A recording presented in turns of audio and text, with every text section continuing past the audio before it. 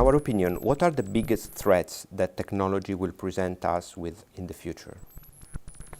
Well, it will be difficult to see the future, of course. No one can see beyond the next 5 years. We know that the technology is moving further, fast.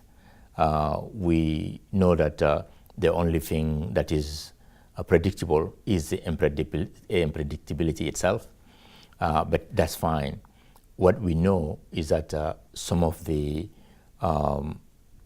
positive outcomes of new technologies will also be the same things that will be negative effects on it. And how do we have the right balance to that? That will be some of the key questions. Of course, I have in mind the latest NSA and Snowden cases that everybody would have in the back of his mind anyway, and you have to talk about it. Those are showing some of the difficulties that one may have. Of course, at the international level, at the ITU, I'm trying to make sure that there is a better cooperation at the international level so that we avoid potential cyber wars. And I'm talking about the concept of cyber peace as opposed to cyber war, to be more positive, and hoping that the peace will happen before the war even happens. But those things have to happen at the international level. But some of the difficulties we have in this is that sometimes we don't have the same definition of some of the issues we're talking about. When you talk about issues such as cybersecurity, we may not have the same definition over crime, actually. Even simple things like crime, we may not have the same definition depending on the culture, depending on the religion, depending on the ideology of the country.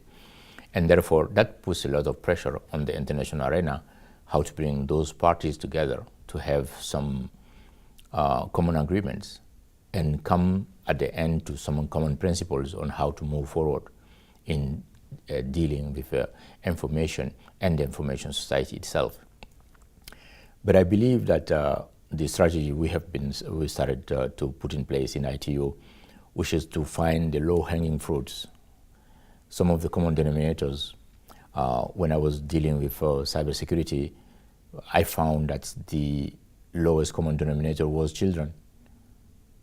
And Child Online Protection Initiative has been welcomed by all parties. And the crime against children is a crime everywhere. They have the same definition, and it's urgency. And therefore, it's a good framework to start working. And I'm pleased to see these kind of initiatives. Once you start working on them, you will find opportunities to work more together. You start to learn and to know one another and to respect one another's positions. And therefore, you can find some ways and means to do that. So I'm very much optimistic for the future, in fact. Trends show that we are gradually moving towards a future characterized by greater digitization of human life. Do you think this will lead to greater equality throughout society in terms of gender, developing versus emerging and advanced economies and age? And if so, which policy setting instruments do you think are required in ICT to create this equality in the future? Yeah, well, I'm an optimist, and I believe that science and technology will come to make life better. And people will be having equal opportunity. It's not only that equal opportunity for men and women, and for people from all ages, and also especially giving opportunity to even people with some types of disabilities. And those are very important because we have addressed those issues during our World Conference on International Telecommunication Regulations. We have a specific article, giving that right for people with disabilities so that they all come equal. But equality goes beyond the genders in the same society.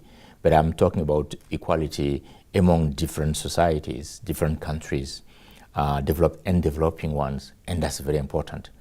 And for the first time, information and communication technology is giving that level playing field. After all, the engine for this knowledge society is human brain, and that's one natural resource that is equally distributed everywhere in the world. and every nation, race or culture can have same advantage than anybody else. And what is important is to train those brains. And so national governments need to put a real emphasis on that. With some of the objectives, job creation. So I believe that these new opportunities are giving us tremendous ways of moving the world to make it a better place.